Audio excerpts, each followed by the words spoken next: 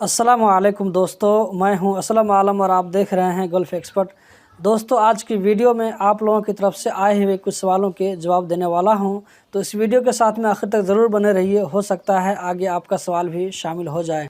तो दोस्तों, हम चलते हैं आज के सबसे पहले सवाल की जानिब। सबसे पहले सवाल में हेमंत व्हाट्सएप स्टेटस ने लिखा है कि भाई, कतर में फ्रीलांस वीज़ा का क्या कॉस्ट लगता है। दोस्तों, मैं बता दूं कि कतर में फ्रीलांस वीज़ा नाम की कोई चीज़ नहीं है, फ्री वीज़ा नाम की कोई चीज़ नहीं है। ये सिर्फ हम और आप बोलते हैं। इनका पूछने का मकसद ये है कि मतलब ऐसा वीज़ा जिसको जो है, जिस वीज़ा पर अगर हम कतर जाते हैं तो उस वीज़ा पर हमको किसी के अंडर में नहीं रहना पड़ेगा, अपनी मर्ज़ी से हम कहीं भी काम कर सकते हैं। तो इस तरह का वीज़ा कतर में नहीं होता है। कुछ कंपनी वाले हैं जो इस तरह का वीज़ा देते हैं, लेकिन मैं उसके बारे में आपको मशवरा नहीं दूंगा क्योंकि ये इलीगल है और वो इलीगल तरीक़ा से पैसा भी कमाते हैं। हम चलते हैं अगले सवाल की जानिब। अगले सवाल में एहसान फारूकी ने पूछा है कि भाई, सफ़ेद दाग पर भी वीडियो बनाओ। दोस्तों, इनका पूछने का मकसद ये है कि कतर वीज़ा सेंटर में जैसे मेडिकल करने के लिए जाते हैं, कतर का वीज़ा निकलने के बाद, तो इनको डाउट हो रहा है कि अगर अंदर में कोई सफ़ेद दाग होगा तो मेडिकल हमारा क्लियर होगा या नहीं होगा।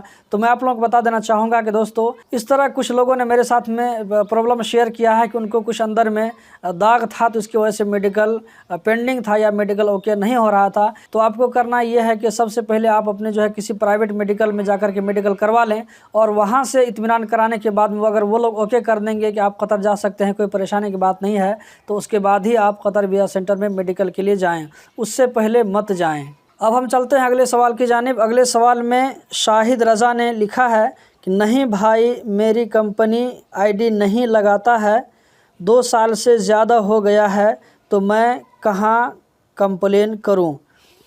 मैंने कल पूछा था कि आप में से जिन भाइयों की कंपनी में अगर स्पोर्ट डे की मुनासिबत से छुट्टी हो तो ज़रूर बताइएगा। तो इन्होंने लिखा है कि मेरी कंपनी में छुट्टी नहीं है और मेरी कंपनी 2 साल से आईडी नहीं बना रही है, तो मैं कहाँ जा कर के आईडी बनाऊँ। तो दोस्तों, आपको किसी भी तरह की कोई परेशानी है तो आप लेबर ऑफिस जाकर कंप्लेन कर सकते हैं, वहीं आपकी सुनवाई होगी। अब हम चलते हैं अगले सवाल की जानिब। अगले सवाल में दीप ग्रीवाल ने लिखा है, सर मैं छुट्टी आया हूं इंडिया में, मेरे को कतर आने के लिए होटल बुकिंग करना ज़रूरी है कि नहीं, प्लीज़ मेरे को बताना। देखिए दोस्तों, अभी कतर में 31 मई तक जो भी आदमी कतर जाएगा तो सबको होटल क्वारंटीन में रहना ज़रूरी है। अब 31 मई के ख़त्म होने के बाद ही कुछ बता सकते हैं कि क्वारंटीन का जो पीरियड है आगे जाता है या नहीं जाता है। तो 31 मई से पहले जो लोग भी कतर जाएंगे तो उन लोगों को होटल क्वारंटीन में रहना ज़रूरी है। अब हम चलते हैं अगले सवाल की जानिब। इम्तियाज़ अंसारी ने लिखा है, अस्सलाम वालेकुम भाईजान। वालेकुम सलाम। कोई अच्छा मैन पावर बताइए जिससे धोखा ना हो, प्लीज़ रिप्लाई। देखिए, मैं किसी मेन पावर के टच में नहीं हूँ, इसीलिए मुझे किसी मेन पावर के बारे में मालूम नहीं है और इसीलिए मैं आपको गाइड नहीं कर सकता हूँ। लेकिन आपको एक मैं हिंट देता हूँ, वो ये कि अगर आपके गांव से, आपके किसी मोहल्ले से अगर कोई आदमी मेन पावर से, किसी मेन पावर से अगर गया हो, तो उस आदमी से आप ज़रूर मशवरा कर सकते हैं कि आप जिस मेन पावर से गए थे तो उसका नाम पता दीजिए और वो मेन पावर किस तरह है। अब हम चलते हैं अगले सवाल की जानिब। अगले सवाल में सूर्या बीके ने लिखा है, एनओसी का नया कानून क्या फिर से आने वाला है। सितंबर और अक्टूबर में जो कफ़ाला चेंज का रूल आया था वो रूल अभी तक लागू है। इसके बाद में अभी तक कोई अपडेट नहीं आया है, तो वही रूल अभी तक लागू है। तो इसके बारे में हम रोज़ाना न्यूज़ देखते रहते हैं, जैसे ही हमें कोई अपडेट मिलेगा तो आप लोगों के साथ में ज़रूर शेयर करेंगे। अगर आप वो रूल मालूम करना चाहते हैं तो इसके ऊपर मैं 2-3 वीडियो बना चुका हूँ, लिंक आपको डिस्क्रिप्शन में डाल दूंगा, वहां से जाकर के आप वीडियो देख लीजिए, आपको डिटेल्स इसके बारे में मालूमात मिल जाएगी। अब हम चलते हैं अगले सवाल की जानिब। अगले सवाल में इमरान कुरैशी ने लिखा है, भाई family visit visa offline apply करना है या मेतराश 2 से। देखिए दोस्तों, अभी कोरोना की वजह से अगर आप किसी भी तरह का एप्लीकेशन लेकर जवाज़ात जाते हैं तो वहाँ पर आपको रिस्पॉन्स नहीं मिलेगा। हो सकता है कि ये कहकर आपको वापस कर दिया जाए कि अभी ये एप्लीकेशन, ये सर्विस अभी बंद है। तो इसीलिए आप ज़्यादा करके ऑनलाइन का सर्विस इस्तेमाल कीजिए और मेतराश 2 से अप्लाई कीजिए। और एक बात आपको ये बताता चलूँ कि अभी जो है कतर में विज़िट वीज़ा बहुत कम मिल रहा है। जैसे पहले अगर मान लीजिए 1000 मिलता था तो अभी 50 या 100 वीज़ा मिलता है।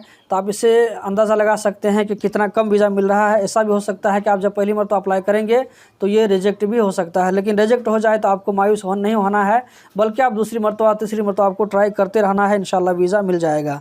अब हम चलते हैं अगले सवाल की जानिब। चिट्टी HK ने लिखा है, क्या हाउस ड्राइवर की भी छुट्टी मिलेगी।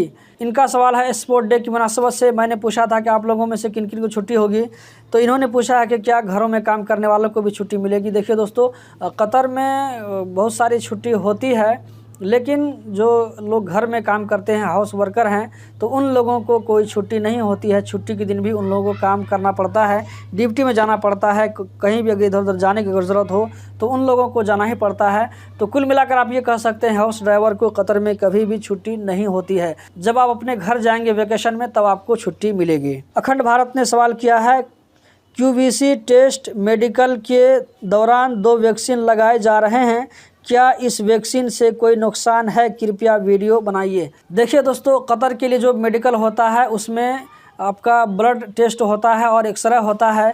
लेकिन इस भाई ने एक नई जानकारी शेयर किया है, तो इसके बारे में मुझे अंदाज़ा नहीं है। अगर आप में से भी कोई भाई हाल फिलहाल में कतर वीज़ा सेंटर में मेडिकल किया हो और उनको वैक्सीन अगर लगाया हो तो कमेंट में ज़रूर बताइएगा, हम इसके बारे में मालूम करने की कोशिश करते हैं। अगले सवाल में अभी लेटेस्ट ने लिखा है कि वीज़ा रिक्वेस्टेड नॉट फाउंड बता रहा है। देखिए दोस्तों, इस तरह का मैसेज आपको उस वक्त शो करेगा जब आप MOI सर्विस में जो वीज़ा चेक करने का सेक्शन, वहाँ पर आप जब अपना पासपोर्ट नंबर डाल करके वीज़ा चेक करेंगे तो अगर आपका वीज़ा रेडी है या अंडर प्रोसेस है तो वो बताएगा आपको अंडर प्रोसेस है या रेडी टू प्रिंट है।